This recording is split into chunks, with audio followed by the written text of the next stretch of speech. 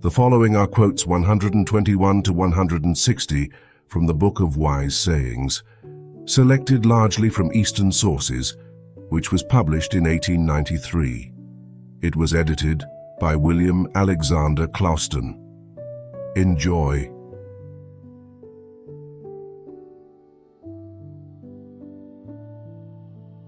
Poverty, we may say, surrounds a man with ready-made barriers, which if they do mournfully gall and hamper, do at least prescribe for him and force on him a sort of course and goal, a safe and beaten, though a circuitous course.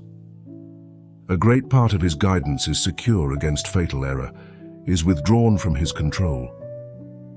The rich again has his whole life to guide, without goal or barrier, save of his own choosing, and tempted, is too likely to guide it ill. By fate full many a heart has been undone, and many a sprightly rose made woebegone. Plume thee not on thy lusty youth and strength, full many a bud is blasted ere its bloom. The best thing is to be respected, the next is to be loved. It is bad to be hated, but still worse to be despised. To be envied is a nobler fate than to be pitied.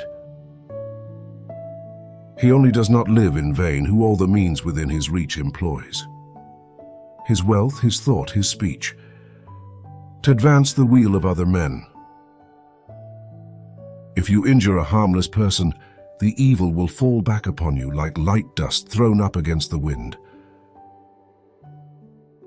In the life of every man, there are sudden transitions of feeling which seem almost miraculous. At once, as if some magician had touched the heavens and the earth, the dark clouds melt into the air, the wind falls, and serenity succeeds the storm.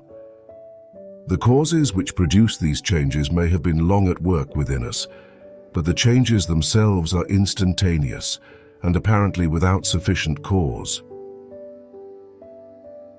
Man is an intellectual animal, therefore an everlasting contradiction to himself. His senses center in himself, his ideas reach to the ends of the universe, so that he is torn in pieces between the two without the possibility of its ever being otherwise. A mere physical being or a pure spirit can alone be satisfied with itself. The pure in heart who fear to sin, the good, kindly in word and deed. These are the beings in the world whose nature should be called divine. If thou desirest that the pure in heart should praise thee, lay aside anger. Be not a man of many words, and parade not thy virtues in the face of others. A wise man takes a step at a time. He establishes one foot before he takes up the other. An old place should not be forsaken recklessly. The fish dwell in the depths of the waters, and the eagles in the sides of heaven. The one, though high, may be reached with the arrow, and the other, though deep, with the hook. But the heart of man at a foot's distance cannot be known. The life of man is the incessant walk of nature, wherein every moment is a step towards death. Even our growing to perfection is a progress to decay. Every thought we have is a sand running out of the glass of life.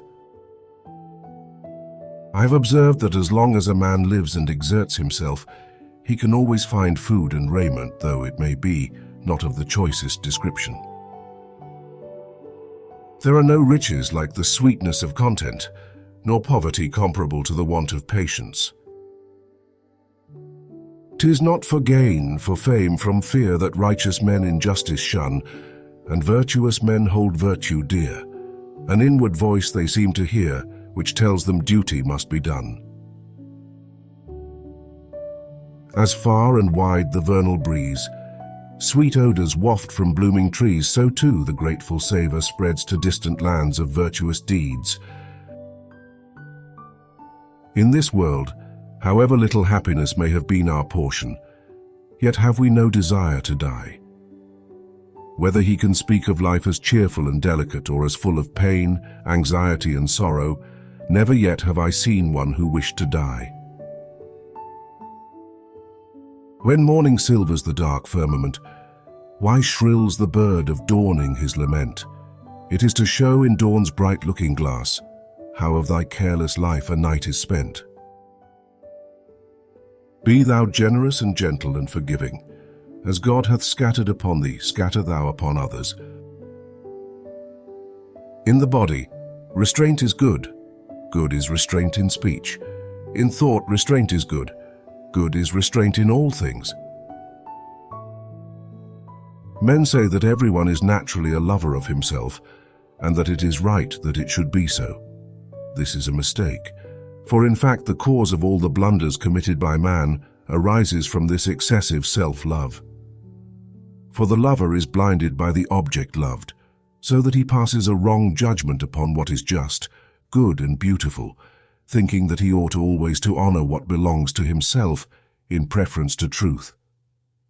For he who intends to be a great man ought to love neither himself nor his own things, but only what is just, whether it happens to be done by himself or by another. A man eminent in learning has not even a little virtue if he fears to practice it. What precious things can be shown to a blind man when he holds a lamp in his hand? The first 40 years of our life give the text. The next 30 furnish the commentary upon it, which enables us rightly to understand the true meaning and connection of the text with its moral and its beauties. Good actions lead to success as good medicines to a cure. A healthy man is joyful, and a diligent man attains learning. A just man gains the reward of his virtue. Purpose without power is mere weakness and deception, and power without purpose is mere fatuity. Suffering is the necessary consequence of sin, just as when you eat a sour fruit, a stomach complaint ensues. Riches disclose in a man's character the bad qualities formerly concealed in his poverty. Whatever work a man performs, the most effective aid to its completion, the most prolific source of true success, is energy without despondency. Humility is a virtue all preach, none practice, and yet everybody is content to hear. The master thinks it good doctrine for his servant, the laity for the clergy, and the clergy for the laity. Authority intoxicates and makes mere sots of magistrates.